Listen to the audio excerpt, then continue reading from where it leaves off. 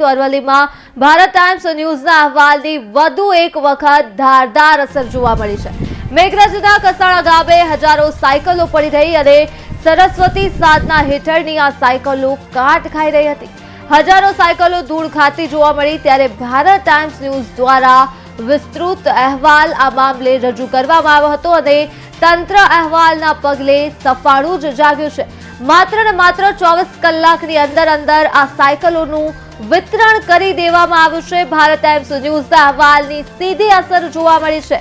35 શાળાઓમાં 930 સાયકલોનું વિતરણ કરી દેવામાં આવ્યું છે।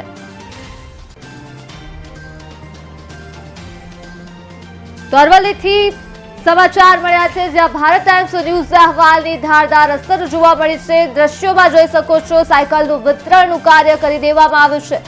ગઈકાલે જ ભારત ટાઈમ્સ ન્યૂઝ દ્વારા અહેવાલ રજૂ કરવામાં આવ્યો હતો। આ સાયકલને લઈ જે ધૂળ ખાઈ રહી હતી ત્યારે ભારત ટાઈમ્સ ન્યૂઝના વિસ્તૃત અહેવાલની અસર સીધી જ તંત્ર ઉપર જોવા મળી છે। તંત્ર સફાળું જાગી ઉઠ્યું છે અને એકાએક કામગીરી હાથ ધરી છે અને સાયકલનું વિતરણ કરી દેવામાં આવ્યું છે। સરસ્વતી સાધના હેઠળની આ સાયકલો હતી જે પડી રહી હતી, ધૂળ ખાઈ રહી હતી અને કાટ લાગવાની જ તૈયારીમાં હતી।